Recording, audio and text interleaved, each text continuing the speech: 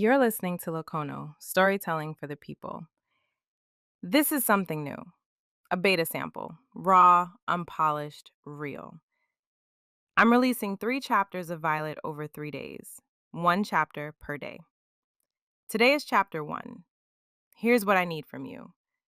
Don't review it, don't critique it. Just listen and do one small thing. Go to the Google Doc link in the description. Highlight one sentence, any sentence. Then write one of these 3 words. Yes, you want to keep reading.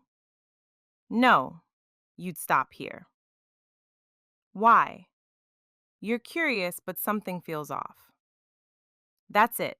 One highlight, one word. You'll have helped me more than a long review.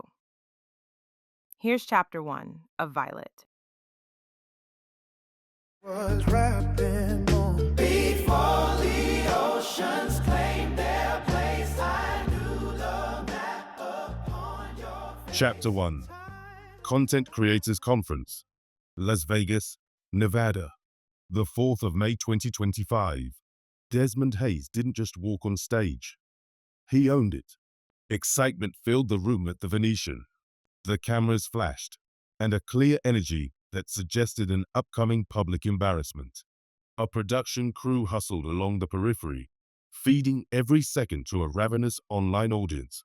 He wore a suit 2 shades darker than his skin, lapels sharp enough to draw blood. The gold chain peeked from his open collar, a glint of something more expensive than taste.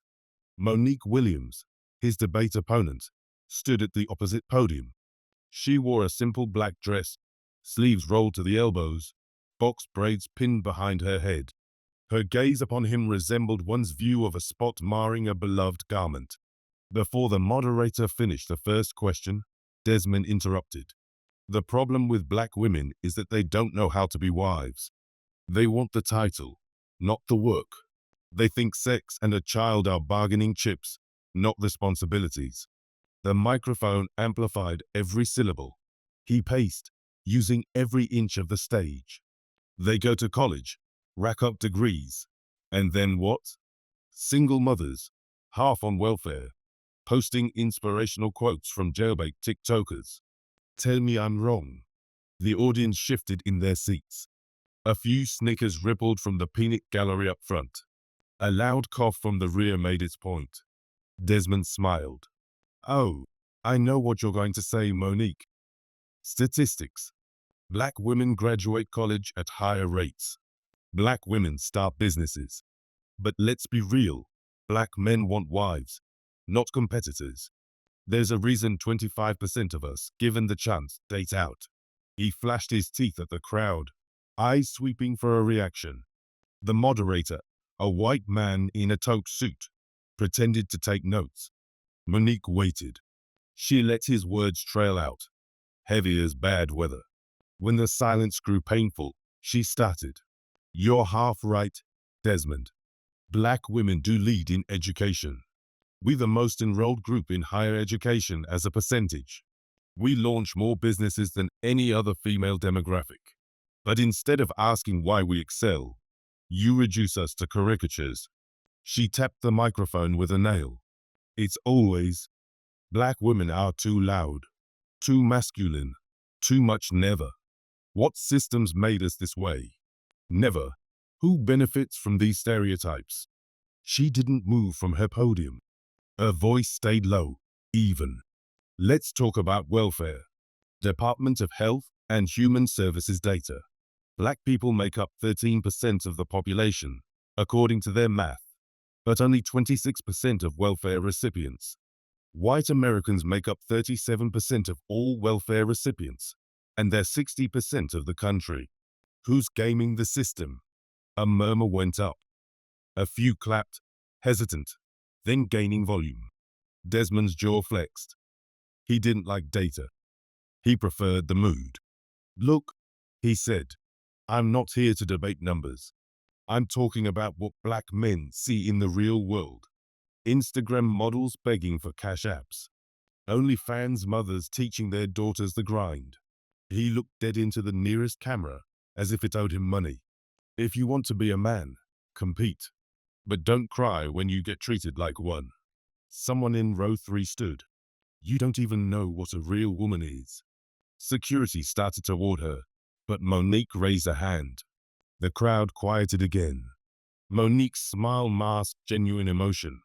Desmond, you're not unique. On every podcast, on every panel, there's a man like you. You are always blaming women for your own failures. You want submission, but you bring nothing worth submitting to. She rattled off numbers. Black men are twice as likely as black women to have a criminal record, 3 times more likely to abandon a child. And in terms of marriage, black women are more likely to stay married, even after infidelity. She turned to the audience, her voice climbing. We want partners, not projects. We're not desperate for a seat at your table. We built our own. Now the applause came in hard, a rolling thunder that made Desmond's next words inaudible. He tried again, overcompensating, but the audience belonged to her now. The moderator cleared his throat. Let's move to closing statements. Desmond gripped the sides of his podium. Black men date out because black women are impossible. They make everything a fight. No man wants to come home to a debate. He tossed his hand in the air. Good luck staying single. Monique said, the real self-hate is men who want whiteness so badly, they'll trash the women who look like their mothers. The problem isn't us, it's you. She paused for effect. And it always has been. Every phone in the auditorium was lifted for the final shot. Desmond stepped back. His face received excessive illumination. He could feel himself sweating. Someone in the back yelled, say it again. And the room erupted. Monique didn't smile. She didn't need to. The silence around Desmond was enough.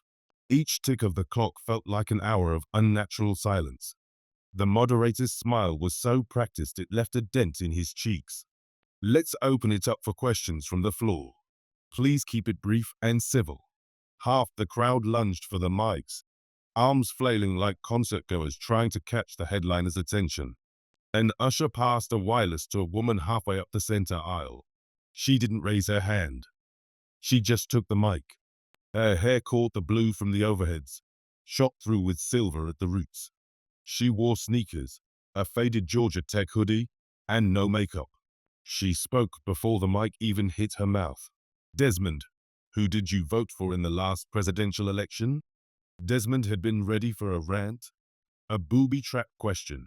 Not this. He squinted into the glare, trying to spot her in the gloom. The house lights hadn't adjusted.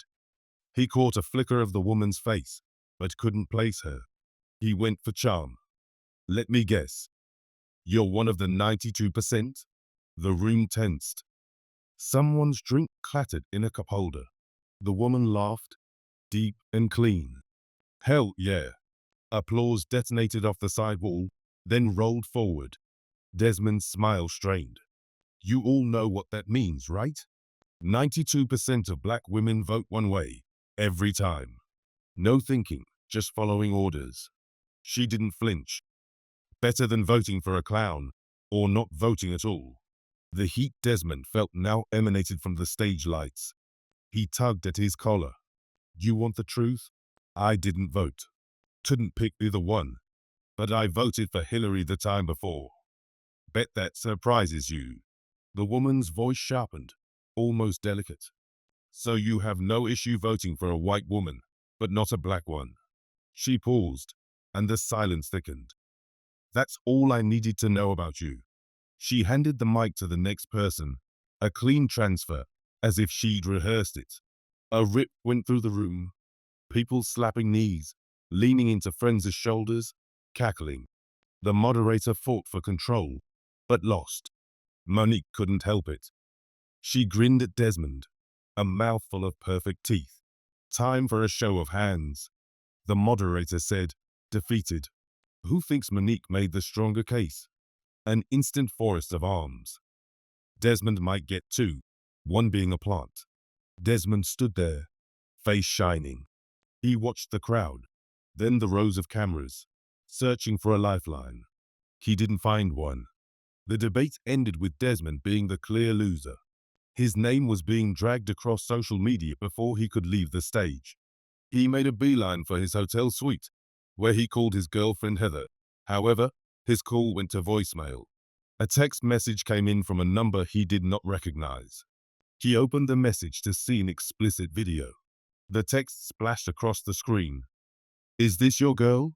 The camera angle panned up to reveal Heather's naked body, her eyes closed in euphoria, an expression he thought she only shared with him.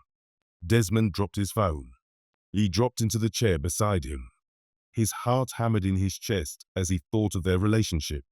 He bought an engagement ring on the trip and intended to propose back home in Columbus, Georgia, considering all they had gone through. Rage now took over. He grabbed his phone and left his hotel room. He shoved his phone into his pocket and headed down to the hotel bar. An hour later, this hotel bar seemed designed for moments like these. Red vinyl banquettes, a foot-deep darkness that swallowed the corners, a jazz trio doing covers by the ice machine. He appeared so bored, one might suspect he was on life support. Desmond occupied the end of the counter, his jacket slouched over a stool like an abandoned pet. He'd loosened his tie, but the knot still dimpled his Adam's apple. His phone buzzed every minute, urgent and relentless. He kept it screened down on the sticky bar top and watched the bartender pour another inch of whiskey. He caught his own reflection in the back bar mirror, floating behind the bottles. He looked older, or maybe just beaten. The overhead lights made half moons under his eyes. He drained the whiskey in 2 swallows. The taste was raw, like everything else in his chest. The bartender said, "You want the same?" Without looking up. Desmond nodded.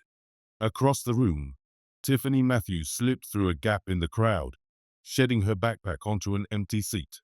She was still running hot from the debate, adrenaline winding down in weird, unsteady waves. She wiped her brow with a napkin and asked for water, then a vodka. No ice. At first, she failed to see Desmond. She was too busy replaying the Q&A, fingers worrying a groove into the cocktail napkin. She hated how her hands shook after speaking in public, hated that the high lasted so long.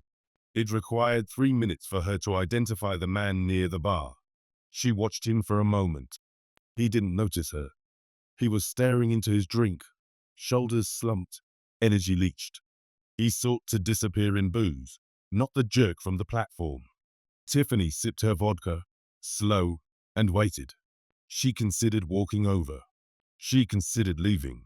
Instead, she asked the bartender for a refill, then inched 2 seats closer, the bar stool squeaking beneath her.